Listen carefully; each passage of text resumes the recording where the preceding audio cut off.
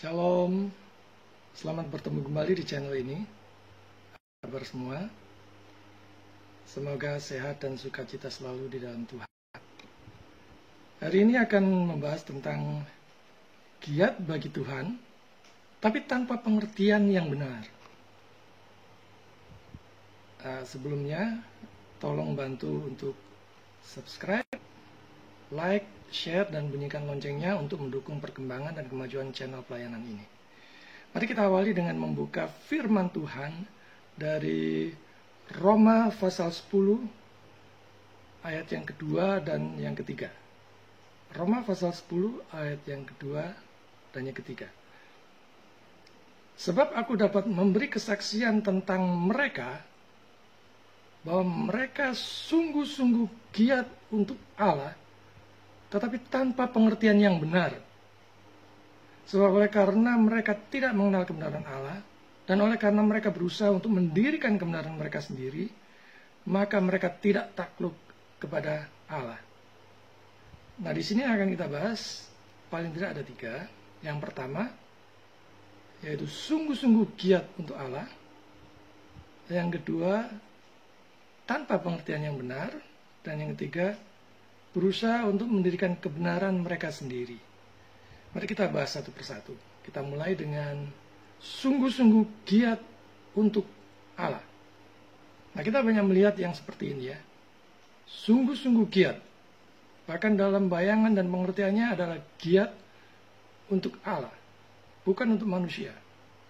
Misalnya menjemput jemaat, pakai uang pribadi, pakai bensin pribadi, pakai kendaraan pribadi.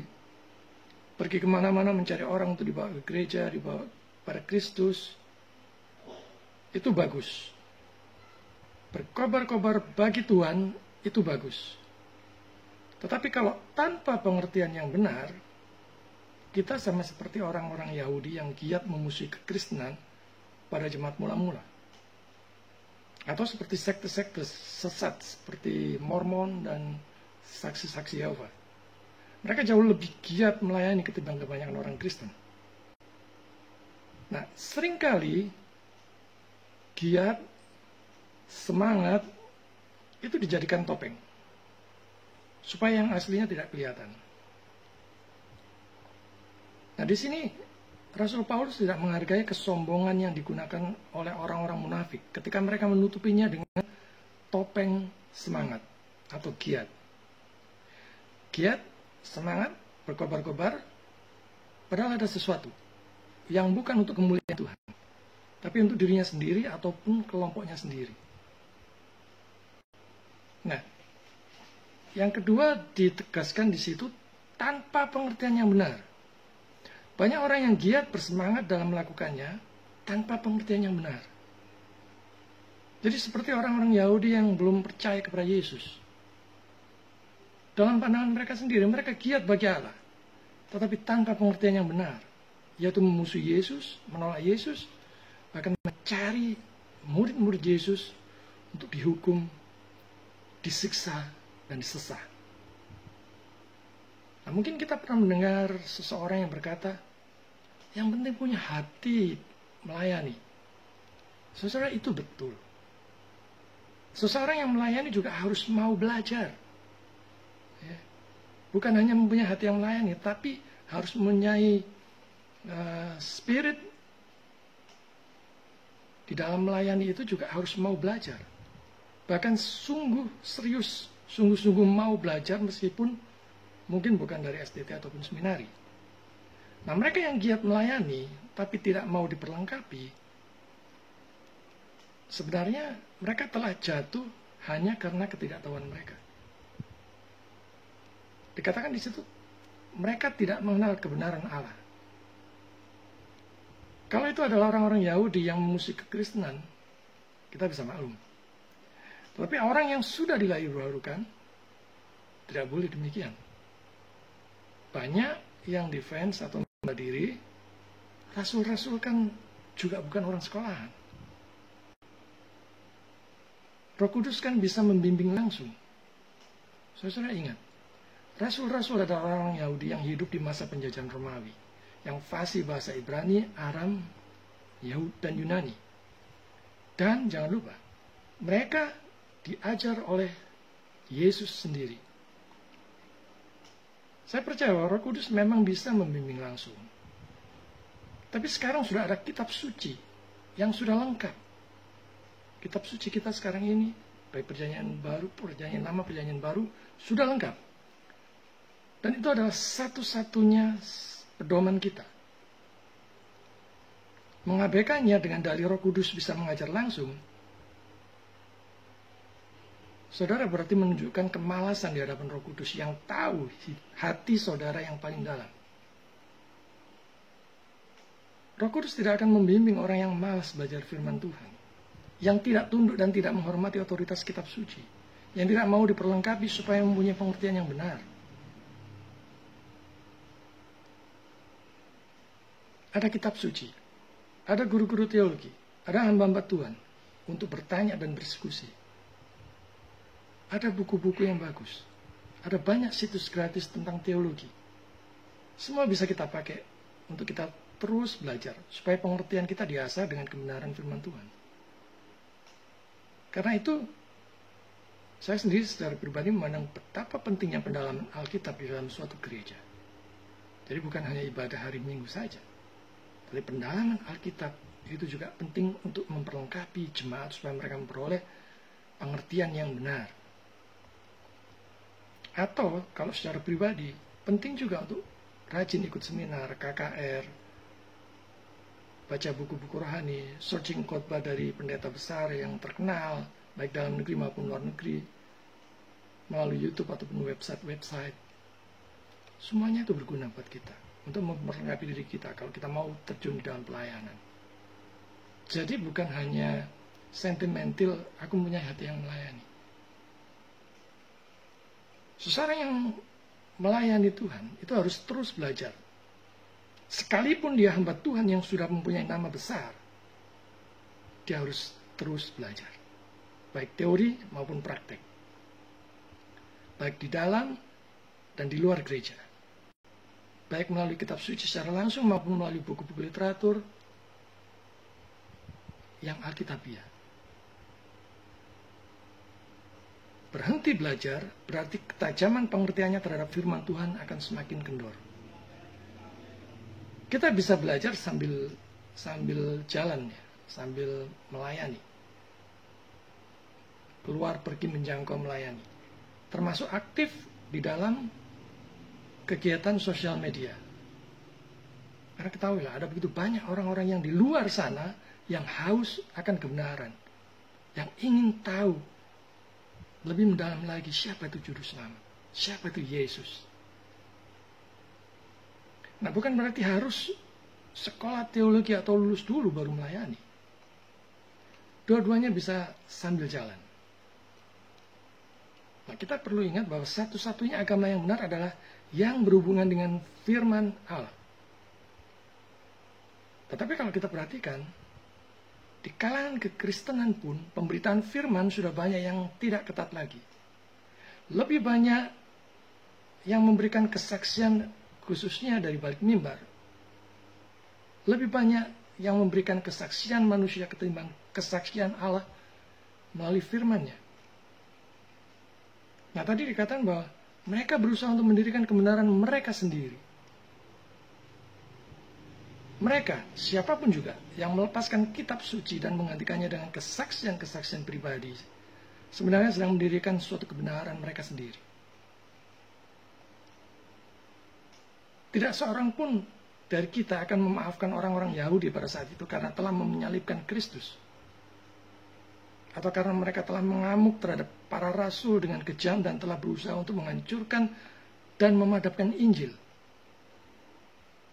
Tapi kalau kita perhatikan, kesaksian-kesaksian kosong yang dilebih-lebihkan, yang mendominasi pemberitaan ketimbang firman Tuhannya, telah menggeser dan pelan-pelan telah ikut andil di dalam memadamkan Injil salib Kristus. Orang-orang yang seharusnya mendengar kabar berita keselamatan yang bernilai kekal, menjadi terpesona oleh kesaksian-kesaksian yang bisa ditambahi, dikurangi, dilebih-lebihkan oleh manusia yang berdosa. Tidak peduli seberapa terkenal dan seberapa besar namanya. Di sini dikatakan mereka tidak takluk kepada kebenaran Allah. Siapapun yang tidak takluk kepada kebenaran Allah di dalam kitab suci, maka ia akan jatuh. Tinggal tunggu waktunya saja. Atau suatu saat mungkin nanti akan dipaksa turun oleh Allah sendiri.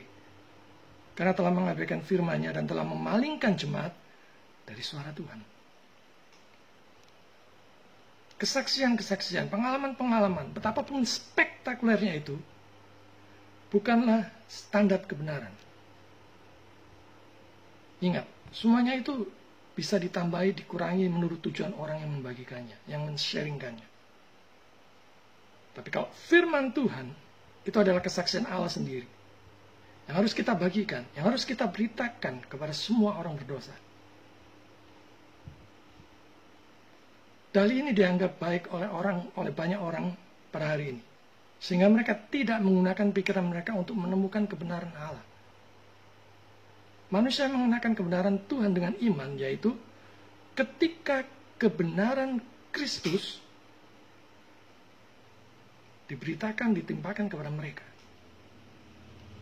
Melepaskan kuk Kristus akan merugikan, dan itu adalah sebagai suatu bentuk pemberontakan terhadap kebenaran Allah sendiri. Jangan kita pernah mendirikan kebenaran diri kita sendiri. Tetapi kebenaran berdasarkan atau yang sesuai dengan firman Tuhan, itulah yang harus kita beritakan. Itulah yang harus kita sampaikan kemana-mana. Sebagai suatu refleksi, saudara-saudara. Kalau tidak mengerti kebenaran dan giat melayani, apa yang akan dihasilkan? Kalau tidak sesuai dengan kehendak Tuhan, bisakah itu menghasilkan yang berkenan bagi Tuhan? Karena itu perlu belajar baik-baik firman Tuhan. Tunduk pada kebenaran otoritas kitab suci. Sehingga pada saat melayani Tuhan, mereka mempunyai motivasi yang benar. Dan tidak kacau balau. Sebagai bentuk cinta kasih kita kepada Tuhan, yaitu takut dan tunduk kita kepada Tuhan melalui firman-Nya. Yaitu dengan hati dan pikiran yang terbuka, sikap yang hormat dan tunduk pada otoritas firman Tuhan, serta melakukannya dengan sukacita dan giat, penuh semangat, berkobar-kobar bagi Tuhan, bagi kemuliaan-Nya, bagi kemuliaan Yesus. Kita harus takluk pada kebenaran Allah. Kepada siapapun yang menyampaikan, memberitakannya, sepanjang itu sesuai firman Tuhan, dan tidak ngaco, tidak membual, tidak ngobros, atau bukan omong kosong, maka kita harus tunduk pada firman Tuhan yang diberitakan. Mereka yang mengurangi pemberitaan Injil dengan cerita-cerita dan kesaksian palsu yang kosong itu, telah memadamkan Injil. Maka konsekuensinya bersiap-siaplah menerima akibatnya kalau saudara berani melakukannya.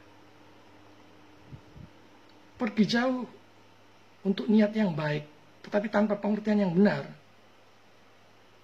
itu seperti Mormon, Saksi Yehova, Unitarian, dan sebagainya. Dan seharusnya kita malu dengan mereka, karena kita hanya lebih banyak duduk-duduk manis saja di gereja seminggu sekali. Tetapi mereka yang sesat itu, yang kita sebut sesat itu, jauh lebih giat dari kita yang mengerti kebenaran.